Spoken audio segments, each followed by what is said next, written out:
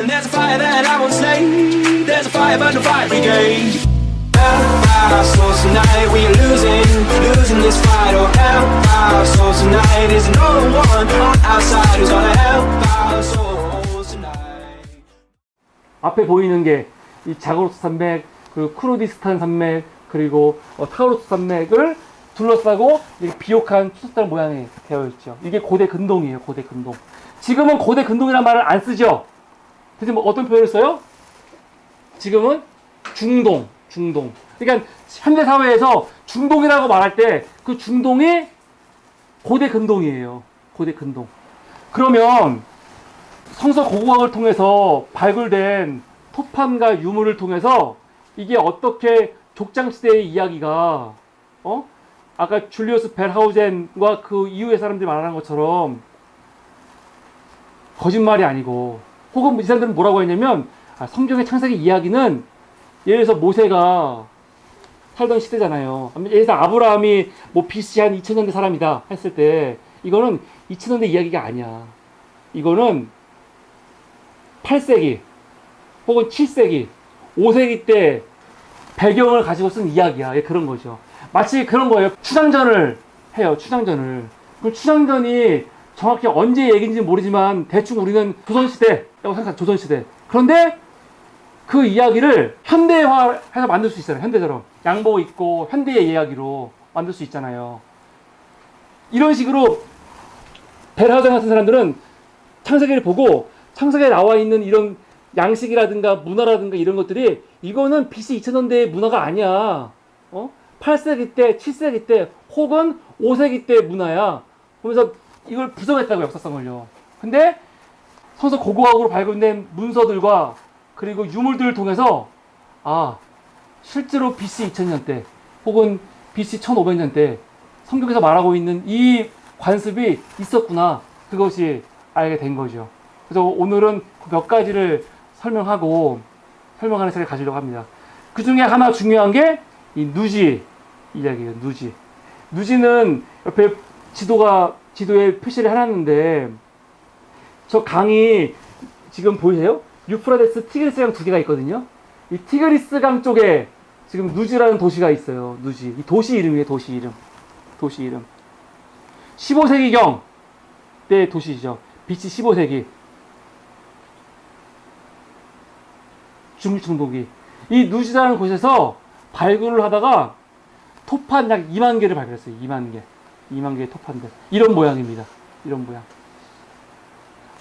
근데 이 내용들을 보니까 내용들 중에 성경하고 굉장히 유사한 게 많은 거예요. 일반 백성들의 사회상 있죠. 당시 문화 같은 것들. 예를 들어서 아브라함이 아들이 없잖아요. 아들이 없으니까 자기의 재산과 자기의 모든 것들을 누구한테 주려고 그랬어요? 그 종에게 주려고 그랬어요. 자기의 상속자를, 아들이 없으니까 엘리에셀이라는 종한테 종을 자기의 상속자로 삼으려고 그랬잖아요.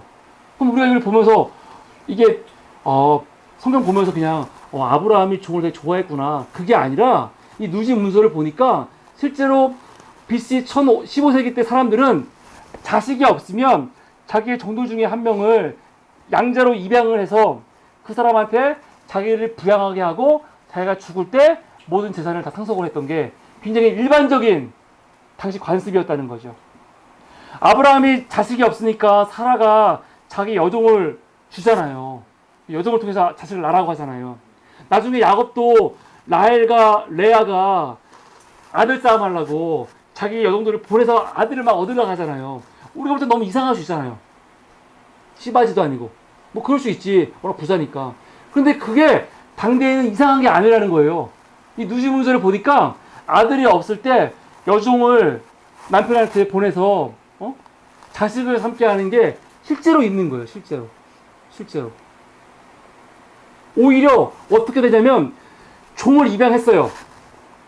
입양한 다음에 자식이 생겼어. 그랬을 때 이 입양한 아들을 버리면 안 돼요. 오히려 이렇게 누지 문서에 있어요. 근데 아브라함 같은 경우는 보세요. 어떻게 했어요?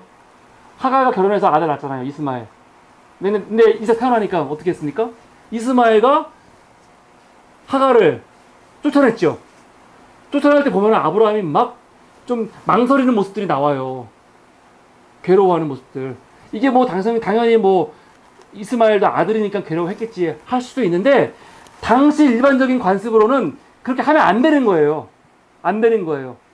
입양은 하지만 버리는 건 못한다니까요. 근데 아브라함은 버린 거예요. 당시 사회 관습과 반대되는 행동을 한 거예요. 그러니까 성경을 보면은 아브라함이 굉장히 그 행동을 꺼려하는 행동들이 보인단 말이에요. 망신스러운 행동인 거죠.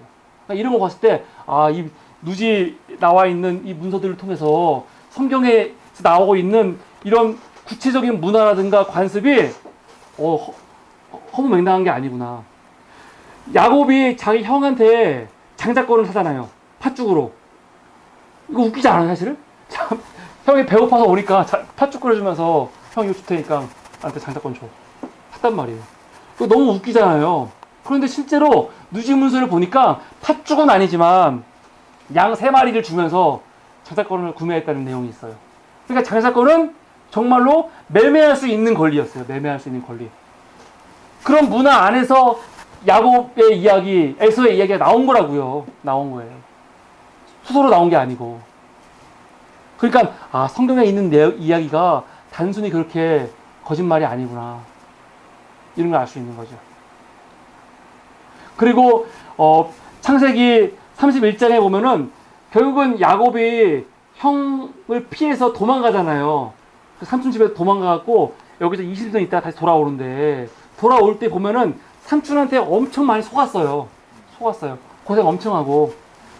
돌아 나올 때 그 부인 라헬이 어떻게 해요? 억울하잖아요. 남편이 이게 고생했는데 고생에 대한 정당한 대가를 받지 못했다고 생각했거든요. 그러니까 라헬이 뭘 훔치냐면은 그 집안에 드라빔을 훔쳐요. 드라빔은 이게 조그맣게 만든 우상이에요. 우상. 우리가 지금까지는 드라빔을 단순히 그 집에서 그냥 믿던 뭐 우상 같은 걸로 여겼어요. 간단하게. 라헬이 드라빔을 숨기잖아요. 이 안장 밑에 딱 숨겨서 앉아서 안 일어나잖아요. 그러니까 우리 이걸 보면서 이 드라빔이 그냥 집안 우상이니까 이게 집에서 믿던 신이니까 이게 중요한가 보다 정도 했는데 그게 아니에요. 누지 문서를 보니까 드라빔은 뭐냐면 나중에 그 집안에 내가 상속자라는 법적인 표시예요. 법적인 분쟁이 일어났을 때 드라빔이 갖고 있으면 이게 상속자라는 증거예요. 굉장히 중요한 거죠. 굉장히 중요한 거예요. 그러니까 라헬이 그냥 자기들 자기 집에서 믿던 신의 복을 받으려고 드라빔을 훔쳐온 게 아니고 훗날 재산권 싸움이라도 하려고 이걸 가져온 거예요. 당시 문화를 보니까 그런 거예요. 그러니까 누지 토판을 통해서 그런 게 드러난 거죠. 두 번째, 마리 토판입니다. 마리.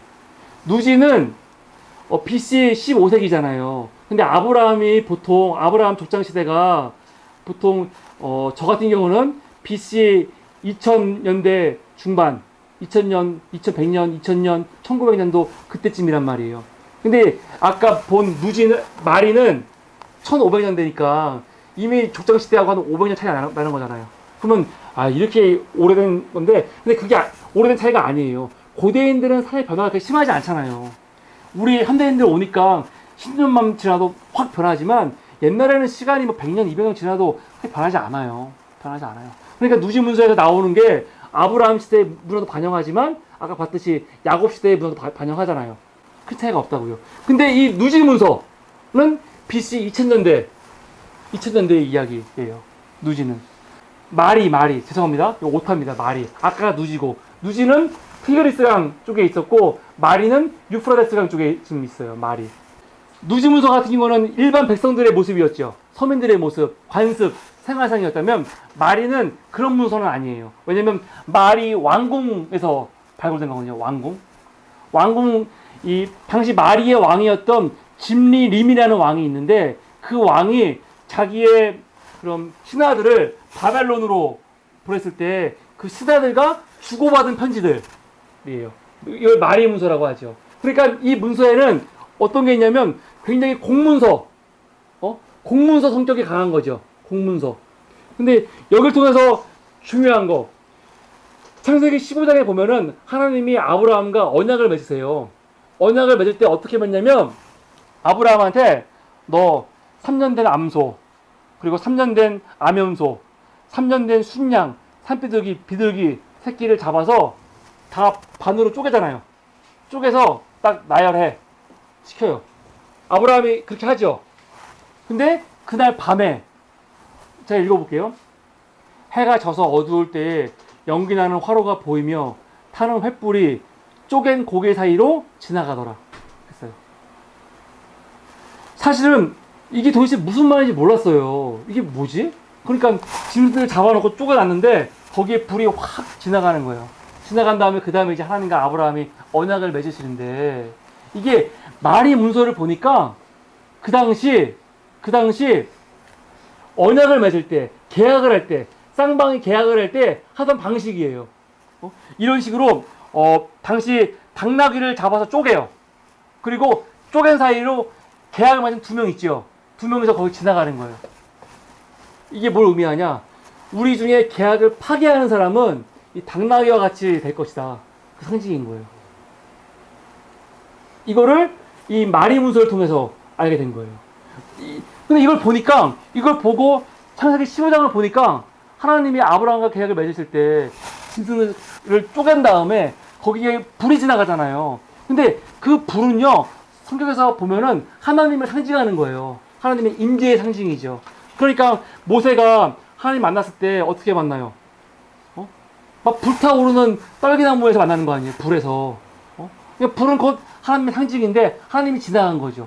원래는 엄밀히 말하면 하나님과 아브라함이 같이 지나가야 돼요.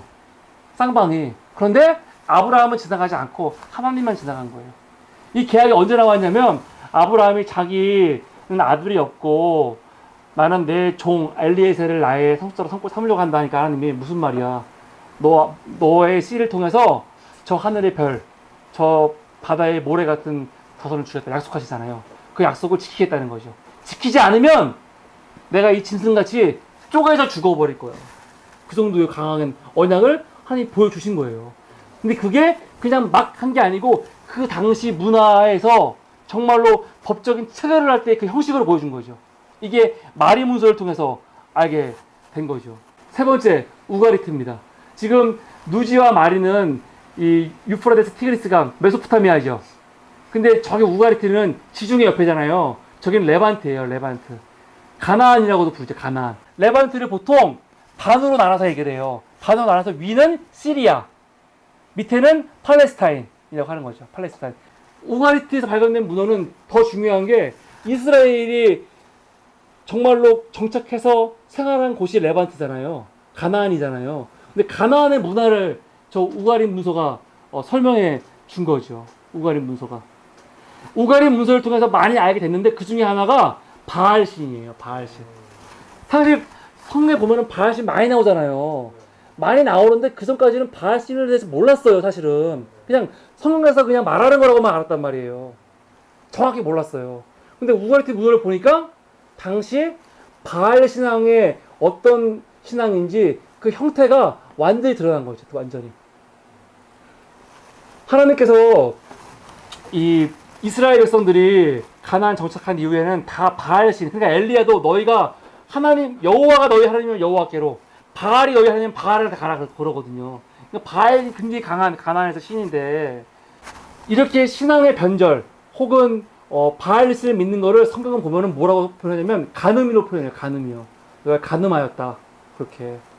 그래서 호세아서도 보면은 상징적으로 보여주잖아요. 자기 부인이 있는데 부인이 아들 3명 낳고 다른 남자 만나갖고 도망가잖아요. 간음한 여인이 되는 거예요. 근데 다시 그 여인 데려 살거든요. 용서하고 살아요. 이게 하나의 상징인데 그 전까지는 이거를 단순히 그냥 표현이야. 너희 음란한, 그러니까 이 배교의 모습, 우상을 숭배하는 모습을 음란함, 간음, 성적인 걸로 표현했단 말이에요. 근데 그게 하나의 상징으로. 그러니까 뭐 남편이 있는 여인이 불륜을 저질렀을 때 음란하고 간음하는 것처럼, 이때는 남성주의 사회니까 이런 것처럼 너 여호와 하나님을 믿어야 되는데 네가 배교했어? 넌 간음한 거야. 상징인지 알았어요. 근데 우가리 문헌을 통해서 바알 신앙, 바알의 제의하는 모습을 보니까 바알 종교라는 게 굉장히 음란한 종교인 거예요. 음란한 종교. 그래서 바알 신을 믿던 그 신전에는 창기들이 있었다는 거예요. 창기들이. 그래서 바알은 뭐냐면 사실은 농업의 신이거든요. 농업의 신. 하늘에서 비를 내려야 돼요. 근데 비를 내리려면은 어떻게 하냐면 바알의 신이 아세라란 말이에요. 아세라와 바알이 성관계를 맺어갖고 비를 내리는 거예요. 그러기 위해서는 저 신들을 흥분시켜야 돼. 그러니까 제사를 지내러 온 사람이 성전에 있는 신전 창기들. 이 창기들은 그냥 단순한 창녀가 아니고 신전에 신을 섬기는 그 여인들인 거예요. 이 제사의 의식인 거지. 그렇게 관계를 맺음으로써 바알과 아세라가 돼서 관계를 맺음으로써 이 제사인 거예요. 그러면서 하늘에서 비를 내리게 하는. 그러니까 이 의식 자체가 되게 음탕하고 음란한 거죠. 그러니까 성경에서 바알 신을 섬기는 거를 너희가 음란했다, 간음했다 말하는 게 단순히 상징이 아니고 진짜로 음란했던 종교인 거예요. 그런 게 이제 이 우가리 문화를 통해서 바알 신에 대한 제의들이 드러났는데 단순히 이것만 있는 게 아니고 이 우가리 문화를 통해서 이거 말고도 히브리 문학이라든가 아니면 히브리어 또 시가를 이해하는 데 도움이 많이 됐죠. 그죠? 그리고 또 하나 중요한 게 에불라예요. 에불라. 에불라는 정말 그러니까 우리가 지금 뭘 모른다고 무조건 없어라고 말하면 안 되는 이유가 이 에불라 때문이에요. 에불라도 그게 뭐냐면 에불라는 고대부터 있었던 굉장히 큰 왕국이에요. 이미 첫 왕국이 언제예요? BC 3000년. 이때면은 수메르 문명이 시작할 때거든 거의. 인류 최초의 문명이 시작할 때예요. 그때 에불라 왕국이라니까요. 여기 수메르 문명이 있을 때 에불라도 가나안에서 그 시리아 쪽에서 왕국이 있었단 말이에요. 근데 그 이후에 두 번째 왕국, 세 번째 왕국 다 있거든요. 근데 우리가 어떤 사람도 에불라 왕국에 대해서 몰랐어요. 1970년 이전까지. 기록도 없고 유적도 없고 모르니까 없는 거잖아. 근데 없는 게 아닐 거 아니에요. 실제로 있었단 말이에요. 그리고 지금은 알게 된 거죠. 그 처음은 1964년 로마 대학의 학술 발굴팀이 처음 발굴을 한 거예요. 1913년에 에불라 왕궁에서 왕국토를 발견했는데 그 사람들은 발굴하면서도 이게 에불라인 걸 몰랐어요. 에불라인 걸 자체를 모르니까. 그러다가 75년도 왕궁토의 한 방에서 17,000개의 토판이 발견이 됐어요. 17,000개의 토판. 이 에불라가 너무 중요한 게 지금도 아직 발굴이 다 안 됐거든요. 그래서 중요한데 그 17,000개의 토판을 보니까 이게 언제냐면은 BC 2250년경. 그러니까 제일 오래된 문서죠. 그때 문서인 거예요. 근데 에불라가 너무너무 중요해요. 왜냐면 에불라어와 히브리어가 거의 비슷해요. 거의 비슷해. 그러니까 사람들은 히브리어의 모어, 어머니어는 에불라어다. 에불라어에서 히브리어가 나왔다. 그렇게 생각하는 거예요. 마치 뭐 라틴어에서 영어 나오고 그런 것처럼. 예를 들어서 성경에서 아담이 있잖아요. 아담이 사람이거든요. 그런데 에불라어에서도 아담이 있어요. 아담, 사람. 히브리어로 나라는 말이 아니에요. 아니. 근데 에불라어로도 나가 아나예요. 아나. 이런 식으로 너무 비슷한 게 많은 거예요. 근데 에불라 토판에서 발견된 것 중 하나가 뭐냐면 당시 가나안에서 믿던 신들의 이름을 발견해요. 이름. 근데 그 이름 중에 우리가 알고 있는 이름 다 나와요. 바알, 아세라, 그모스, 뭐 다간 이 막 나오는데 특이한 이름이 두 개가 나와요. 하나는 레세프, 하나는 다비르예요. 레세프는 열병이라는 뜻이고요. 다비르는 온역이라는 뜻이에요. 그러니까 열병과 온역이 신 이름이에요. 사실은 신 이름. 근데 이게 왜 중요하냐면 하박국서 3장 5절에 어떤 말씀이 있냐면 이런 말씀이 있어요. 역병이 그 앞에서 행하며 불덩이가 그의 발 밑에서 나오는다. 역병이 데베르고 불덩이가 레세프거든요. 이게 뭐냐면 여호와 하나님이 움직이실 때 역병이 그 앞에서 행하고 불덩이가 그 발 앞에 밑에서 나온다 그 말이에요. 그럼 이게 무슨 말이야? 하나님이 한번 움직이시면 역병이 온다는 뜻이야? 불이 일어난다는 소리인가? 지금까지는 그렇게 알았어요. 왜냐면 해석의 여지가 없으니까. 그런데 에불라 토판을 발견하면서 이 역병이라는 거, 이 불똥이라는 거는 단순히 우리가 알고 있는 진짜 역병, 불똥이가 아니고 그 당시 믿던 신들의 이름이구나. 그걸 안 거예요. 그러면 이걸 하박국 3장 5절을 다시 생각할 수가 있죠. 뭐냐면 하나님은 그런 우상들과 비교가 안 되는 신들 중에 신이라는 거예요. 그러니까 너희들이 그렇게 믿는 이 데베르와 레세프가 대단하냐? 하나님이 움직이실 때 이 역병과 데베르와 이 불덩이는 그 발밑에 있는 아무것도 아니다. 그런 뜻이 돼버리는 거죠. 근데 그게 에볼라 토판을 발견할 수 있게 된 거죠. 또 하나 중요한 거. 창세기 14장에 보면은 메소포타미아의 4개의 왕국과 가나안 땅에 있는 이 사해바다 주변에 있는 5개 왕국이 전쟁을 해요. 전쟁을. 원래는 이 가나안에 있던 왕국들이 저 메소포타미아 왕국한테 뭔가를 바쳐야 돼, 조공을. 그런데 바치지 않아요. 그러니까 화가 나고 내려와고 전쟁을 해갖고 누가 이겨요? 메소포타미아가 이겨요. 그러면서 그때 다 약탈하잖아요. 약탈하면서 아브라함 조카도 데리고 다 포로로 끌고 간다고요. 고대의 전쟁은 승리하면 다 포로 끌고 가는 거예요, 원래가. 그러니까 아브라함이 불이 나게 자기 결사 부대 318명 데리고 가서 데려오는 거죠. 그러면 아브라함은 318명밖에 안 돼? 그게 아니라 당시 기준으로 보면은 한 성읍에서 군대의 수가 전체 성읍의 한 20%가 군사라고 해요. 20%가. 그럼 근데 아브라함이 지금 병사를 준비한 게 아니고 갑자기 모은 거야. 갑자기 모은 게 318이면은 아마 더 있겠죠. 더. 그러면 20이 아니라 10%만 하더라도 최소 한 5,000명 되는 규모인 거예요. 규모 5,000명. 5,000이면 당시 작은 성이 아니에요. 그러니까 아브라함이 데리고 있던 가솔과 그거는 굉장한 규모였다고요. 그 사람들을 데리고 함께 이동하는 거는 작은 행렬이 아니에요. 작은 행렬. 이건 다음 시간에 할 건데, 그럼 어떻게 아브라함이 이렇게 엄청난 행렬을 데리고 메소포타미아에서 가나안까지, 가나안에서 이집트를 마음대로 왔다 갔다 했을까? 그럼 여기는 뭐 왕도 없고 아무도 없어요? 왔다 갔다 하게? 이게 가능했던 이유를 다음에 설명해 드릴 거고요. 우선은 아브라함이 그래서 결국은 메소포타미아 왕들과 싸워갖고 이긴단 말이에요.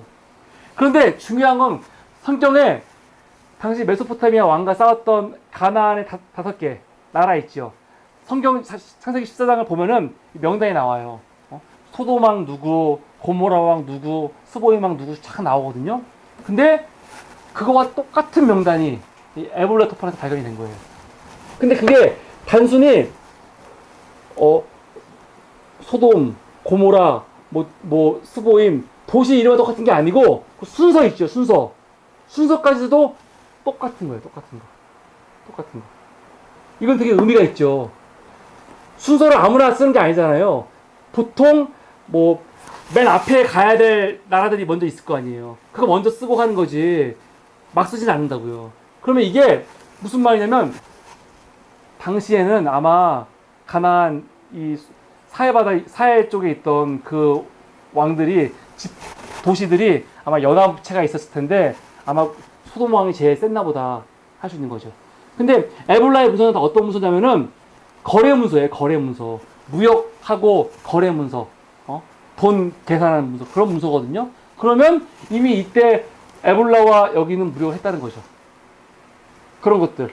그러니까 성경에 나와 있는 이런 명단이라든가 사람들 이름이라든가 이런 게 그냥 허무맹랑한 게 아니고 에볼라를 보니까 아브라함, 이스마엘, 오바댜, 아담, 이브, 하와, 지명, 예루살렘, 무깃도, 요빠, 시내산, 다메사 같은 이름이 다 나오는 거예요. 그러니까 고대의 명칭하고 똑같은 거죠. 이런 걸 보면서 창세기의 내용은 단순히 신화가 아니라 실제 족장들이 살던 그 시대의 문화를 반영하고 있다. 이거에 대해서 어느 정도 알게 된 겁니다. 우리가 마리와 누지를 통해서 메소포타미아 했고요. 지금 우가리과 에브라를 통해서 레반테 했잖아요. 마지막 고대 근동 어디입니까? 이집트예요. 이집트에서 발견된 거는 이제 아마르나 문서라고 합니다. 아마르나 문서. 아주 유명하죠. 아마르나 문서. 아마르나는 이집트의 18왕조의 파라오 중에 아케나톤이라고 있어요. 아케나톤. 이집트 역사에서 아주 싫어하는 왕이에요. 이집트 역사에서 거의 이단자 같이 여겼던 왕. 왜?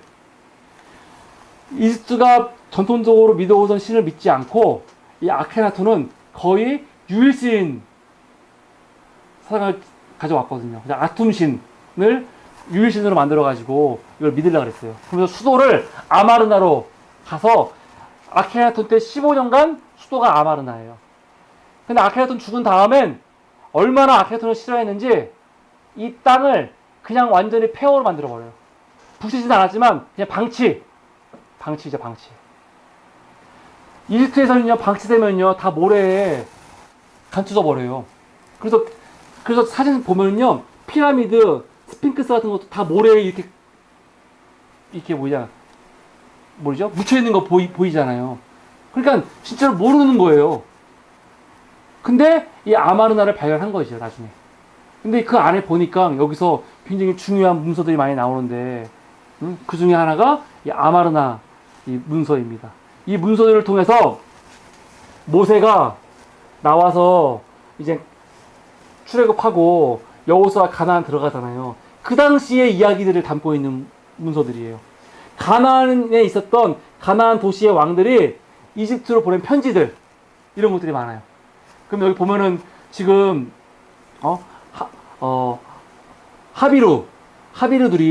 하비루하고 히브리하고 연결하는 사람 많이 있는데 알 수 없는 하비루 사람족들이 우리를 막 공격해 들어오고 우리를 너무 힘들게 한다. 그런 거에 대해서 막 지금 편지를 보낸 거예요. 왜냐면 당시 가나안은 이집트의 식민지는 아니지만 이집트가 그런 관할 아래에 있었거든요. 마치 조선이 중국의 식민지배 받은 건 아니잖아요. 옛날부터. 다만 주인 국가로 우리가 신하 국가로 막 그런 식으로 지냈잖아요. 이런 식으로 가나안 도시 국가도 이집트에 종속되어 있었거든요. 그러니까 도와달라고 보내는 거죠, 그렇게. 그러니까 그때의 생활, 그때의 분위기를 알 수 있는 게 아마르나 문서입니다. 문서. 이런 식으로 지금 이런 성서 고고학을 통해서 성경의 이야기가 진짜 그러니까 성경 이야기 중에 왕조 이야기 있잖아요. 왕조 이야기는 거의 문제가 안 돼요. 이제 거의 다 이건 너무 다른 나라들의 이야기들과 갖춰봤을 때 이제는 증명할 게 거의 없으니까 다 이건 너무 사실이니까. 그런데 문제는 사사시대 그리고 그 위에 이야기들이 문제가 되는 건데 그런 이야기들을 보니까 이게 구체적인 사실까지는 모르겠지만 아브라함 사람이 실존 인물인지는 몰라요. 그러나 아브라함에 대해서 쓴 성경 내용이 있죠. 이건 분명히 당시 역사를 반영하고 있는 거고 아브라함 이름도 실제로 그 아브라함인지는 모르겠지만 존재했던 이름인 거고 이런 것들에 대해서는 알 수 있게 된 겁니다. 오늘 저는 성서 고고학에 대해 말씀을 드렸어요. 근데 우리가 이거를 지금 들으면서도 절대 오해하지 말아야 될 것들이 있습니다. 주의해야 될 거. 뭐냐면 우선 레반트 지역만 하더라도 성서 고고학적으로 유물을 위해서 굉장히 중요한 지역이 6,000곳이에요. 6,000곳. 레반트만. 메소포타미아 빼고 레반트만 6,000곳. 근데 6,000곳 중에 발굴팀이 가갖고 발굴한 곳이 200곳밖에 안 돼요. 근데 200곳 중에서도 대규모로 가서 제대로 발굴한 곳은 30곳밖에 안 돼요. 근데 30곳에서 발굴한 것 중에 지금 우리한테 알려진 거는 10%밖에 안 돼요. 그럼 우리가 알고 있는 거는 실제 우리가 전체를 다 알아야 되는데 우리한테 드러난 사실은 굉장히 극히 일부예요. 극히 일부. 근데 이걸 가지고 거짓말이네 진짜네 있냐 없냐 말하는 자체가 웃긴 거죠. 앞으로 얼마나 많이 나올 줄 알 건데요. 우리는 트로이 이야기가 없으니까 신화라고 여겼대요. 신화라고. 근데 다시 나오니까 있는 거예요. 에볼라? 사람들이 그런 게 어딨어. 근데 발굴됐단 말이에요. 그러니까 갑자기 있는 거예요. 아브라함의 족장 시대, 창세기 이야기, 이런 문화라는 게 어딨어. 말도 안 돼요. 이거는 나중에 만든 그냥 소설이야. 허구야. 근데 발굴되고 보니까 실제 당대의 문화 관습을 반영하고 있는 거예요. 극히 일부했는데. 근데 앞으로 발굴될 게 엄청 많잖아요. 그러니까 우리가 너무 쉽게 속단하면 안 되는 거예요. 또 고고학의 함정에 빠지면 안 돼요. 고고학자들은 너무 과장하는 게 있기 때문에 이거 가지고 이게 맞다 틀리다 말하는 거 이거 웃긴 겁니다.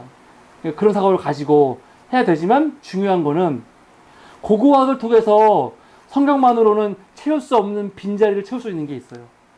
성경을 통해서 고고학만으로는 채울 수 없는 걸 채울 수 있는 빈자리가 있어요. 아까 마리 문서나 누지 문서나 우가릿이나 에볼라잇이나 아마르나 문서만 봤을 때는 이게 진짜인지 거짓말인지 어떻게 알아요? 가령 고대 문서 중에 거짓말도 많거든요. 람세스 2세하고 히타이트하고 전쟁을 했어요. 람세스가 이기지 않았어요. 근데 자기가 이겼다고 적어놨어요. 근데 이걸 딱 봤을 때 우리가 이거만 봤을 때는 이겼네? 기록되어 있으니까? 그럴 수 없는 거죠. 딴 데 보니까 아니라고 나오거든요. 아니라고 나오고, 만약에 고대 문헌 발굴했는데 문헌 발견했으니까 이게 진짜라고 믿으면 안 되는 이유가, 만약 이걸 믿으려고 하면은 성경은요, 성경이 얼마나 오래된 문서인데 성경에 나와 있는 것들은 다 이거는 종교성이 들어가 있는 편견이 있는 문서야 라고 배제하는데, 배제하면 안 되는 거예요. 사실은요. 왜? 고대 문헌 중에 종교성이 없는 게 어디 있어요. 고대인들은 다 종교인들이고 종교가 나의 삶이고 문화고 전부인데 다 종교성이 있을 수밖에 없는 거예요. 그러니까 성경은 고고학적으로도 문헌학적으로도 굉장히 중요한 문서이고, 이거를 누지 문서라든가 마리 문서보다 낮게 여기면 안 되는 거죠. 마리 문서, 누지 문서 나와서 대단하다가 아니라 이미 성경에서는 우리는 이미 옛날부터 수메르의 국가 중에 우르크라는 국가가 있는데, 우르라는 국가가 있는데 이 존재 우리 몰랐어요. 고고학 발굴하면서 수메르만 알면서 우르크 나온 거거든요. 우르크가 성경의 에렉이라는 곳인데 성경에는 이미 에렉이라는 이름이 있단 말이에요. 그러면 인류가 그 도시들을 발견하기 전에 이미 우리 인류는 그 우리가 몰랐던 도시들을 언급하고 있는 문서를 가지고 있던 거잖아요. 이미. 근데 그때는 거짓말이야 해놓고 지금 와서 이제 얘기하는 거죠. 그러니까 두 가지인데, 고고학을 통해서 성서의 빈자리를 우리가 메꿀 수 있고, 성서를 통해서 고고학의 빈자리를 메꿀 수 있다는 거. 이 두 가지가 서로 보충해주고 보완해준다는 거. 이게 중요합니다. 성경을 잘 이해하려면은 이런 고대 근동의 역사와 유물, 그리고 이런 배경들을 아는 게 중요하고, 그리고 또 하나 중요한 거는 이 지리 환경을 아는 게 굉장히 중요합니다. 오늘은 우리가 고대 근동의 이 유물들, 유적들 중심으로 알아봤습니다. 다음 시간에는 우리 팔레스타인 지리에 대해서 공부하도록 하겠습니다. 오늘은 여기까지 하겠습니다. 감사합니다.